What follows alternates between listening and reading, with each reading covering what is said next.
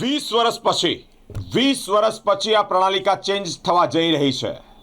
કઈ પ્રણાલિકાની વાત કરવા જઈ રહ્યો છું? વડોદરા મહાનગરપાલિકાનું બજેટ.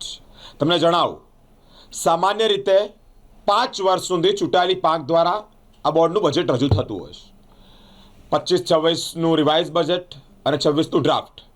સામાન્ય રીતે 5 વાર ચૂંટાયેલી પાંખ દ્વારા બજેટ રજૂ થાય, પરંતુ છઠ્ઠી વખત વડોદરા મહાનગરપાલિકા બજેટ રજૂ કરવા જઈ રહ્યું છે. 2025-26નું રિવાઇઝ બજેટ અને 26નું ડ્રાફ્ટ બજેટ. આજે વડોદરા મહાનગરપાલિકામાં બજેટ રજૂ થશે. વડોદરા મહાનગરપાલિકાના સભા સેક્રેટરી ચિંતન દેસાઈનું કહેવું છે કે બીપીએમસી એક્ટ કે જીપીએમસી એક્ટમાં કોઈ એક જ બોર્ડ પાંચ જ બજેટ રજૂ કરે છે તેવી કોઈ જોગવાઈ નથી. 6 પણ કરી શકે છે.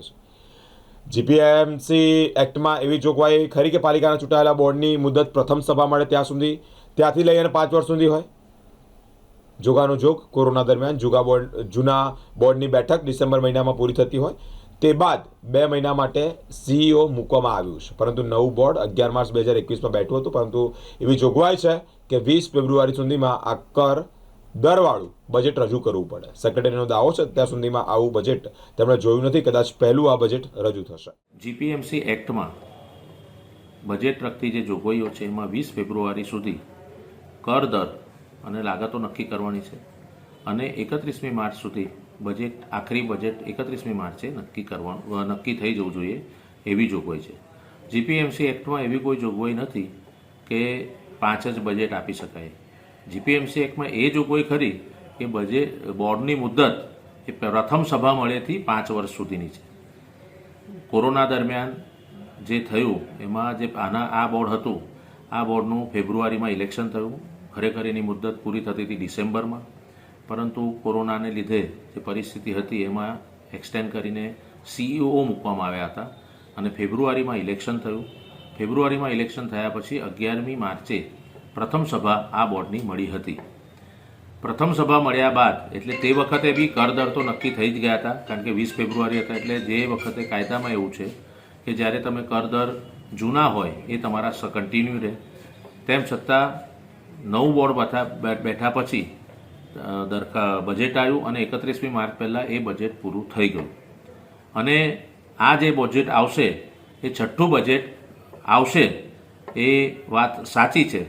ભૂતકાળમાં આવું ફેબ્રુઆરી અને એવું રહ્યું નથી. એટલે ભૂતકાળમાં 6 બજેટ આપ્યા હોય તો એની કોઈ જાણકારી નથી, કારણ કે 5 વર્ષ એટલે 5 વર્ષમાં જેટલા બજેટ આવે એ સામાન્ય રીતે 5 જ આવે.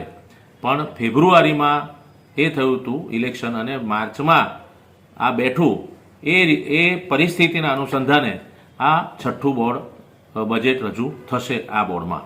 સાહેબ, કદાચ આટલા આપ પણ બહુ તજજ્ઞ છો, આ બાબતના ઘણા જાણકાર છો. કેટલા વર્ષ પછી કદાચ કોર્પોરેશનના ઇતિહાસમાં એવું છે કે આ એક જ બોર્ડ એવું છે કે જે 2021માં બેઠું અને આ બોર્ડને છઠ્ઠું મળે એવું આ ઘટના કેટલા વર્ષો પછી બની, કેટલા બોર્ડ પછી બની એવું લાગે? સામાન્ય રીતે 5 જ રજૂ થાય અને બહુ સાચું કહીએ તો અમે પણ છઠ્ઠું બજેટ કે 5મું બજેટ એવી કોઈ ગણતરી ના હોય, જેમ થાય. કારણ કે કાયદામાં બહુ સ્પષ્ટ છે કે 20 ફેબ્રુઆરીએ તમારે કરદર નક્કી કરવાના 20 ફેબ્રુઆરી પહેલાં અને 31 માર્ચે તમારે આખું બજેટ પૂરું કરી દેવાનું. એટલે મારી દ્રષ્ટિએ જે હું ઉપર છેલ્લું જોઈ લઉં આખું, તો સામાન્ય રીતે 5 જ બજેટ રજૂ થાય. પરંતુ આ પરિસ્થિતિ જે હમણાં ગયા વખતના આ બોર્ડની જે પરિસ્થિતિ હતી કે વચ્ચે સીઈઓની નિમણૂક થઈ, સીઈઓ આવ્યા, પછી ઇલેક્શન થયું અને ડિસેમ્બરમાં ઇલેક્શન થવાને બદલે ફેબ્રુઆરીમાં ઇલેક્શન થયું. એટલે ફેબ્રુઆરીમાં બજેટ બી આવે ને ઇલેક્શન બી થઈ ગયું અને ઇલેક્શન થયા પછી રિઝલ્ટ એનું જે ગેઝેટમાં નોમિનેશન થયું ને પહેલી સભા 11મી માર્ચે મળી. એટલે આ પરિસ્થિતિને લીધે આ બોર્ડ છઠ્ઠું બોર્ડ રજૂ કરતું હશે. બાકી આગળના બોર્ડો તો 5થી વધારે બજેટ રજૂ નહીં થયા હોય એવું મારું માનવું છે. કાયદાની જોગવાઈ શું કહે છે સાહેબ? તમે સ્પષ્ટ જણાવો. કાયદાની જોગવાઈ મુજબ આ છઠ્ઠું બજેટ એ વેલિડ બજેટ ગણાય કાયદાની દ્રષ્ટિએ જોવા જઈએ તો? જીપીએમસી એક્ટમાં કે બીપીએમસી એક્ટ પહેલાં હતો કે જીપીએમસી એક્ટ અત્યારે છે, એમાં કોઈ જગ્યાએ એવી જોગવાઈ નથી કે 6 બજેટ રજૂ કરી શકાય નહીં, 5 જ બજેટ રજૂ કરવા એવી કાયદામાં કોઈ જગ્યાએ જોગવાઈ નથી જીપીએમસી એક્ટમાં.